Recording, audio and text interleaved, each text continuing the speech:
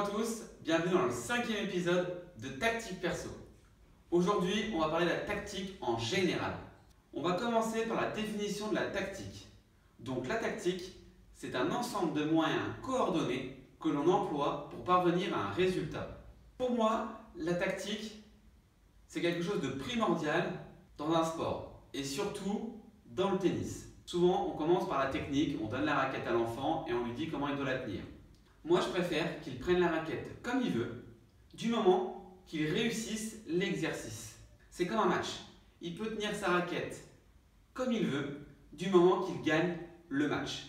Et pour gagner un match, il faut gagner des sets. Pour gagner des sets, il faut gagner des jeux. Pour gagner des jeux, il faut gagner des points.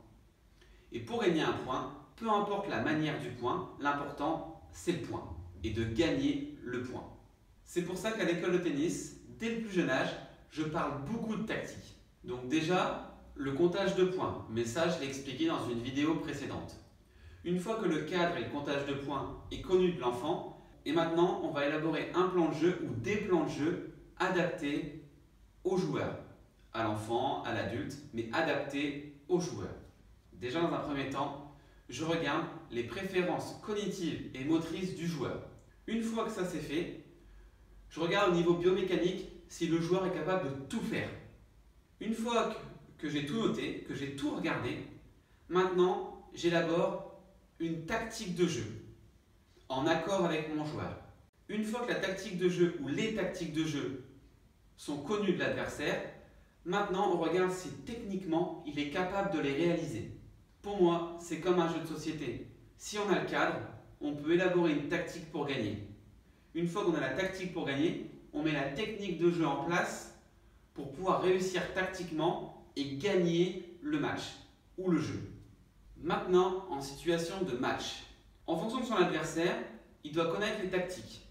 C'est-à-dire la tactique numéro 1, c'est celle qui va permettre le plus rapidement possible de gagner. Maintenant, est-ce que le joueur que j'entraîne est capable, biomécaniquement, techniquement, à réussir cette tactique-là?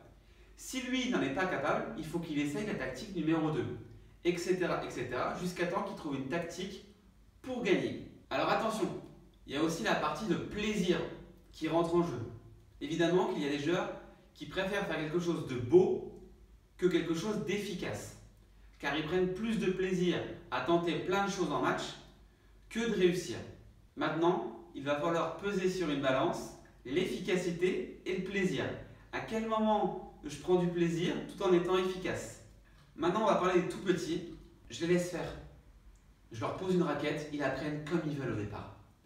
Du moment que l'exercice il est réussi, l'enfant il peut prendre la raquette comme il veut. Et ensuite, bien sûr, il y a des choses où il va échouer. Mais il verra par lui-même. Des fois, on va trop vite. C'est-à-dire qu'il n'a pas encore échoué, qu'on lui donne déjà la solution. C'est comme un enfant avec un problème de mathématiques. Il a un problème à résoudre, mais vous lui donnez la solution. Et par lui-même, il ne va pas comprendre ni réfléchir à comment on a résolu le problème. On lui donne une raquette, on lui met un jeu entre les mains, on lui fait une démonstration. Maintenant, c'est à lui de réfléchir comment il doit tenir sa raquette pour pouvoir réussir l'exercice. Si l'exercice est trop facile, évidemment, quand on tenant mal sa raquette, il va y arriver. C'est à vous de mettre des paliers supplémentaires afin que l'enfant soit en difficulté et arrive à trouver une technique qui lui est propre afin de réussir le jeu. Évidemment que si par lui-même l'enfant ne trouve pas de solution, c'est à vous d'intervenir et de changer sa technique pour qu'il puisse être en réussite. Je donne un autre exemple, le coup droit. En club, on apprend un coup droit. Techniquement, on va apprendre un coup droit, alors qu'il y a des multitudes de coups droits. Il y a le coup droit sur balle basse, il y a le coup droit en prise de balle tôt, il y a le coup droit quand je suis en train de reculer, il y a le coup droit où la balle arrive très vite, où il faut raccourcir sa préparation. Mais souvent, on va apprendre à l'enfant classique de l'école de tennis un coup droit. Alors qu'en réalité, si on veut travailler une phase de jeu, il faut le mettre dans la situation de la phase de jeu. C'est là que l'enfant, par lui-même, il va trouver des solutions et répondre à un problème. Après, évidemment, il n'y a pas que la tactique, la technique, il y a aussi le physique, le mental. Mais tout ça, moi, je vais l'englober autour de la tactique. C'est-à-dire que pour moi, en 1, il y a le cadre, les règles du jeu. Ensuite, la tactique, qu'est-ce que je vais mettre en place pour pouvoir gagner? Maintenant que je sais ce que je dois mettre en place pour gagner, je vais travailler techniquement pour que ce schéma de jeu-là, je le répète, ou ces schémas de jeu-là, je les répète. Et ensuite, il y a la partie physique et mentale qui interviennent. Attention, il y a aussi la part de liberté. Des fois, on va faire des choses tactiquement qui ne sont pas forcément adaptées.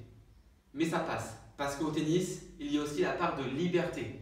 Le pourcentage de réussite sur les schémas que je vous propose va être plus élevé que les schémas que vous utilisez normalement en situation de match. J'espère que cette vidéo vous a plu. N'hésitez pas à laisser vos commentaires. On se revoit très vite. À bientôt.